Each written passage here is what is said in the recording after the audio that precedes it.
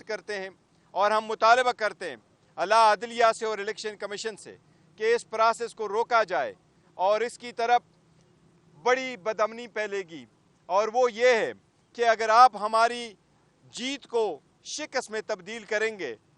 جیت کو آپ شکست میں تبدیل کریں گے تو یہ غیر آئینی، غیر قانونی ایک نیا پھیل آپ شروع کر رہے ہیں۔ ہماری ان سب سے درخواست ہے کہ جو نتیجے اخذ ہو چکے ہیں اس نتیجوں کو ایز اٹ از رہنے دے، جو اس سے اگریوڈ ہے وہ اپنے متعلقہ فورم جائے گا۔ ساتھ ہی ساتھ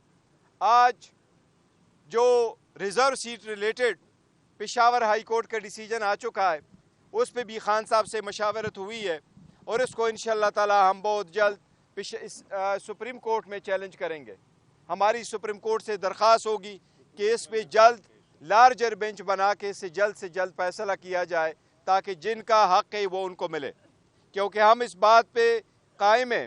کہ آئین کے آرٹیکل 51 کے مطابق کسی بھی پولیٹیکل پارٹی کو اس کی جیتی ہوئی سیٹ سے زیادہ ریزرو سیٹیں نہیں مل سکتی۔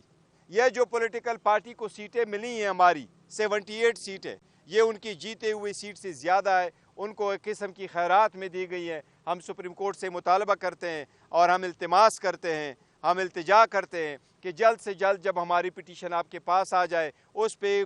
پٹیشن پہ بینچ بنا کے اس کا جلد سے فیصلہ ہو اور ہماری سیٹیں ہمارے پاس واپس آ جائیں۔ تھینک یو جی، آپ سب کا شکریہ۔ میں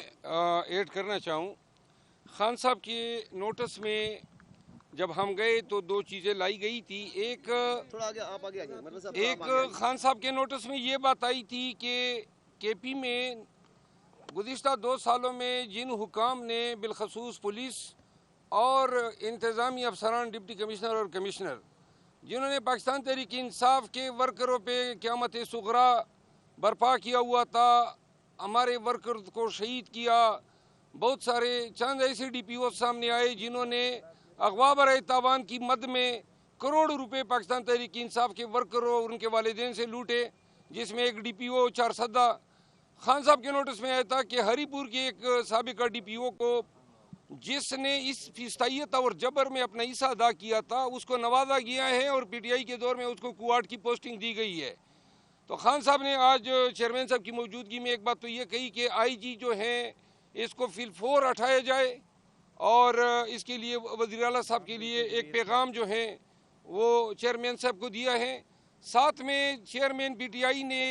یہ ذمہ داری مجھے تفویض کی ہے کہ ایک کمیٹی جو ہے، جو وزارت قانون، پراسیکیوشن اور ضلع کے پولیس حکام کے ساتھ مل کے ہم تمام کیسز کا جائزہ لیں گے۔ میں اس کمیٹی کو ہیڈ کروں گا، اور اس میں ہم دیکھیں گے کہ اگر جہاں پہ کسی افسر نے یا ظلم کیا ہے، اختیارات کا ناجائز استعمال کیا ہے، یا کسی جرم کا ارتکاب کیا ہے، یا ہمارے ورکر سے بدتخوری کی ہے، یا کوئی جرم انہوں نے کیے اور ان کے پرچے درج نہیں ہوئے ہیں، ان تمام چیزوں کو ہم ہر ضلع وائز ہم دیکھیں گے۔ جن افسروں نے اگر جرائم کا ارتکاب کیا ہے، میں ریپیٹ کرتا ہوں، ہم کسی کے ساتھ انتقام کی پالیسی نہیں اپنائیں گے، لیکن اگر جس افسر نے، جس ڈی پی او نے، ڈی آئی جی نے، ڈپٹی کمشنر نے غلط 3 ایم پی او لگایا ہے اور عدالت نے بدنیتی کی بنیاد پہ کالعدم قرار دیا ہے، یا پولیس نے ناجائز پرچے درج کیے ہیں، یا لوگوں کو اغوا کیا ہے، یا مارا ہے، قتل کیا ہے اور ان کے پرچے درج نہیں کیے، ان تمام چیزوں کا حساب ہوگا، اور اس پہ جو لوگ ملزم بنیں گے، چاہے وہ ڈی سی ہو یا آئی جی ہو، ان سب کے خلاف قانونی کارروائی ہم ریکمینڈ کریں گے، اور کے پی کی حکومت جو ہے ہماری سفارشات کی روشنی میں جو بھی قانونی اقدام ہوگا اس کے مطابق۔ آخر میں ایک دفعہ پھر ریپیٹ کرتا ہوں کہ کسی بھی افسر کے ساتھ ہماری کوئی انتقام کی پالیسی نہیں ہے، لیکن جرم کو ہم نہیں چھوڑیں گے۔ جہاں بھی انہوں نے جرم کیا ہوگا تو عدالت خود ان سے نپٹے گی، ہمارا کام نہیں ہوگا، ہمارا کام صرف ان کی پراسیکیوشن ہوگی، پراسیکیوشن ان کی ضرور ہوگی، اور جتنے ناجائز، بوگس، لغو، بے بنیاد مقدمے انہوں نے دائر کیے ہیں، وزارت قانون میں ہم ان کو دیکھیں گے، جہاں پہ مقدمے واپس لینے ہوں گے ہم واپس لیں گے، جہاں مقدمے تفتیش میں ناقص ہے وہ پولیس خود وڈرا کرے گی، لیکن احتساب ضرور ہوگا ظلم و جبر کا،